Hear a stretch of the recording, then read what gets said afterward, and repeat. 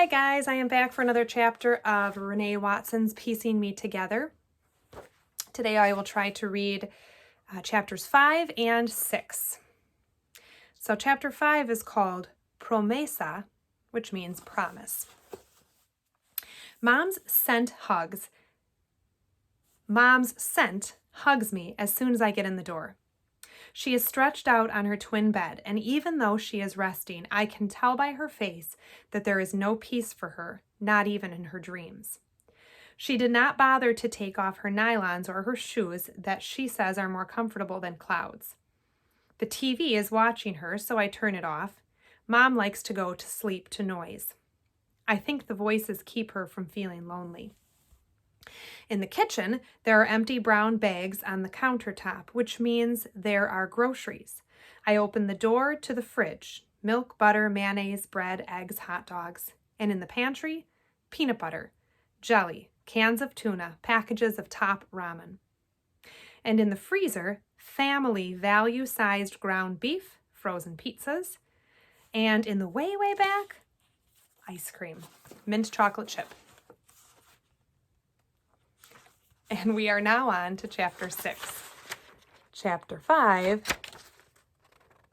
was literally one page. And now, chapter 6. I didn't look ahead to see that. Chapter 6 is called Historia, which means history. Lily comes over after school, and over bowls of mint chocolate chip ice cream, we swap stories about our first day. Before we can get good into our conversation, EJ comes home, smelling up the whole living room with his cologne. He joins us at the kitchen table, but not before grabbing a spoon from the dish rack and helping himself to my bowl. I give him the meanest look I can muster. I mean, you can't share with your favorite uncle, he says. Get your own. I point to the freezer and move my bowl closer to me. He laughs, goes into the living room, and pulls his headphones on and starts bobbing his head. Okay, what were you saying? I ask Lily. She is laughing at the two of us and shaking her head. I was just saying how much I like my history teacher. She's my favorite already, Lily tells me. Why, I ask. She's all about teaching stuff we don't necessarily learn in our textbooks. Like today we learned about York, the black slave who traveled with Lewis and Clark. A black person was part of the Lewis and Clark expedition? Really? Lily tells me, my teacher says he was just as important as Lewis and Clark. She reaches into her backpack and pulls out a worksheet and hands it to me. A picture of York is front and center. He looks strong and confident. He looks so regular, like he wasn't a slave, like he wasn't treated like less than anyone else. Lily says, my teacher told us that York and Sacagawea helped during the expedition. She said Sacagawea helped to translate and that she was very knowledgeable about the land and could tell which plants were edible and which ones could be used for medicine. What did York do? I ask. Mrs. Phillips said he was a good hunter and he set up the tents and managed the sales. Once he even saved Clark from drowning. Lily scrapes the bowl and eats the last morsels of melted ice cream. When they needed to decide on where to go next or how to handle a challenge, York got to vote. Sacagawea, too. The first time a black man and a woman were ever given that privilege. Lily tells me that Lewis and Clark came with gifts and that it was a ritual to have a meeting ceremony. At that meeting, Lewis and Clark told the tribal leaders that their land was now the property of the United States, and that a man in the East was their new great father. They did not tell them York was Clark's slave. They did not tell them that their new great father owned slaves. I give the worksheet back to Lily. I wonder if the native people saw it coming, I say. Did you know that the meeting ceremony ritual was not so innocent? And it wasn't just an exchange of goods? Lily looks at me. I'm sure they didn't. How could they know this was the beginning of their displacement? But York and Sacagawea, they knew, I ask. I don't know, Lily says, but even if they did, what could they do about it? I have so many more questions, but Lily is on to the next topic. She starts telling me about the North Side drama, who's broken up, who's gotten back together, I know so many of them because we all went to middle school together. The whole time Lily is talking, I'm thinking about York and Sacagawea, wondering how they must have felt having a form of freedom, but no real power. Chapter 7. So we're going to read a few more chapters than I thought. They're very short. Lily has been gone for at least 2 hours. EJ is in the living room, turning the sofa into his bed. I have on headphones so I can block out the TV show that he's watching. One of those real-life murder mysteries. He has the volume up so loud I am sure that the neighbors can hear. I'm sitting at the kitchen table, which is really a folding card table someone gave us a year ago. It's not that sturdy or wide or long, but it's enough. Tonight, it is holding scraps of paper, the 35 bus schedule, and old copies of the St. John's Review, our community newsletter. I'm ripping and cutting, gluing and pasting, rearranging reality, redefining, covering, disguising. Tonight, I am taking ugly and making beautiful.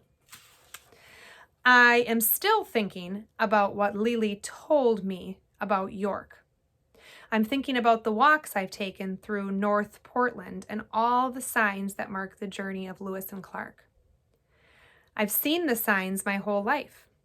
Lewis or Clark pointing into the distance, the other one standing with his gun. York is not there, neither is Sacagawea, or the native people who were already there.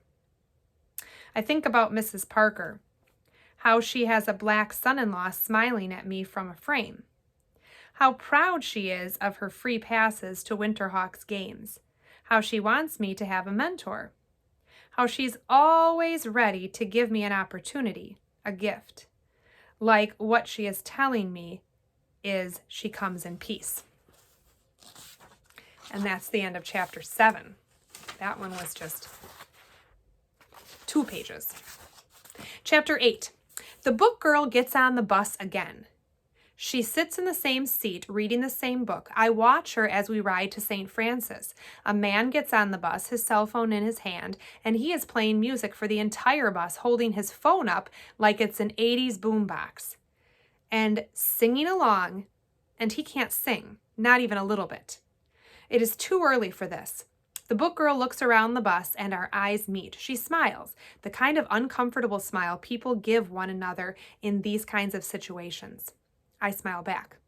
The louder he sings, the bigger her eyes get. And then, even though there are plenty of empty seats, he stands right in front of her as if to serenade her. She looks at me and with her eyes asks, "Is this really happening?" I motion for her to come sit next to me. I pick my bag up from the aisle seat and set it on my lap. She comes over full of disbelief and laughter. "Thank you for rescuing me." "Thank you for rescuing me," she whispers.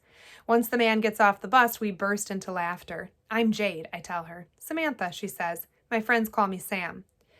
"How do you like St. Francis?" She looks at me with suspicion. "I go there too. We have the same Spanish class," I tell her. "What? Oh, God, I'm sorry. I didn't realize." "It's okay." "So you take the bus every morning?" Sam asks. "Every morning," I tell her. "I live in North Portland." "And I thought I lived far from St. Francis," Sam says. "I live close to Peninsula Park. Looks like we'll be bus buddies." "Yeah." As we ride to school together, I make sure to tell her the shortcuts to get around the crowded hallways. I let her know which teachers she should stay away from at all costs and which ones to get to know, even if she doesn't have their classes. Sam tucks her hair behind her right ear and clears her throat. "Any tips about lunch?" she asks. "I eat in the cafeteria," I answer. I don't tell her that my meals are free and part of my scholarship package. "I have to eat in the cafeteria too," Sam says. I don't have to, but She doesn't finish her sentence. She doesn't have to. "Meet me at the sandwich bar for lunch." "We can eat together," I say. "Okay, thanks." The bus stops and we get off. Sam is full of more questions about St. Francis. I am full of questions about her. I wonder what Sam is exiting from. She must be coming from something. And that's where I think I'm going to stop for today. So that was chapters 5, 6, 7, and 8. Piecing Me Together by Renee Watson.